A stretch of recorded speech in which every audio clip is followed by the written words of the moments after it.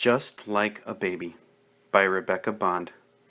Illustrated by Rebecca Bond. Read by Ben Hobbes. When the family found out they were going to have a baby, they were all very excited. "But where will the baby sleep?" Father asked. "What we need is a cradle." That night, Father started to build a cradle. Carefully, he measured and he sawed and he hammered. While he planed the boards and sanded them smooth, Father thought about ships rocking gently at sea.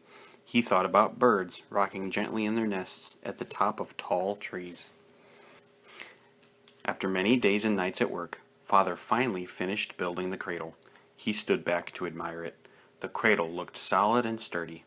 It looked so sturdy, Father climbed in. There in the cradle, Father rocked gently back and forth. He rested within the smooth, sanded wood, and he slept, just like a baby. The next morning, Grandfather came to see the cradle. "What a fine piece of work," he said, "but something's missing. It needs to be painted." On the inside of the cradle, Grandfather painted red fish in a deep blue sea. He painted elephants and giraffes and zebras. He painted white birds flying across a golden sky.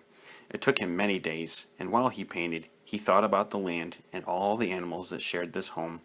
Now, there would be one more to share it with. After he'd painted in the last bird, Grandfather walked around the cradle several times. The cradle shone with rich colors and magnificent animals. It was so beautiful, Grandfather decided to climb in. There in the cradle, Grandfather rocked gently back and forth. He rested within the smooth sanded wood. He looked at the fish and animals and birds, and he slept, just like a baby. Grandmother came to see the cradle. "This is a lovely cradle," she said, "but something is missing. It needs a quilt." Day after day, Grandmother worked beside the cradle, sewing together her quilt. While she sewed the colored pieces of cloth together, she thought about her family. Grandmother made a square on the quilt for each person in her family. She made a square for the new baby. It took weeks to finish the quilt, but when she did, Grandmother laid it in the cradle. And now it looked so comfortable and warm, Grandmother simply had to try it. She climbed in. There in the cradle, Grandmother rocked gently back and forth. She rested within the smooth, sanded wood. She looked at the fish and animals and birds. She snuggled under the warm quilt, and she slept, just like a baby. Brother came to see how the cradle was coming along. "What a cradle!" he said, "but something's missing. It needs a mobile. I'll make one." When he worked alone, cutting and gluing and tying on strings, Brother thought about toy boats, model airplanes, and bicycles. These were all good things, he knew, for two people to share. When Brother finished building his toy, he hung it over the cradle, and he looked at it. With a mobile turning over it, the cradle now looked fun to sleep in.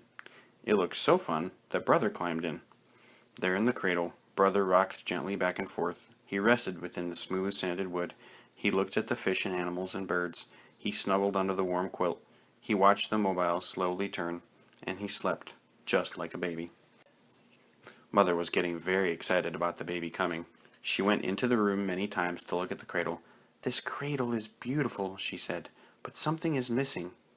Slowly, she pushed the cradle across the room to the windows, and as she positioned the cradle under the windows, she thought about the sky. She thought about the soft moonlight and the sweet morning sun. She thought about the stars and the cool night air. Settled under the windows and glowing in pearly moonlight, the cradle was now finally complete.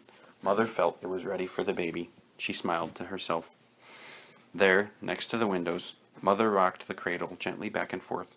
She ran her fingers over the smooth sanded wood. She looked at the fish and animals and birds. She turned down the warm quilt. She watched the mobile turn slowly. She saw the good skies shine softly through the windows, and she felt the baby move inside her. Finally, the baby arrived. One at a time, everyone in her family held her. They loved everything about her. They loved her round cheeks and her velvet skin. They loved her sweet, milky smell. They loved the gurgles and warble sounds she made. She was warm and rosy, and she fit easily into their arms. She was a very small person. And then she started to cry. She wrinkled her tiny face and waved her tiny fists. She cried great loud cries. Her family watched in wonder. "What should we do?" they asked. The family took her to her room. Carefully, they laid her down. The crying stopped. There in the cradle, the tiny baby rocked gently back and forth. She rested within the smooth, sanded wood. She looked at the fish and animals and birds. She snuggled under the warm quilt. She watched the mobile slowly turn. She felt the good sky shine softly through the windows. She saw her family circled around her. And she slept just like a baby.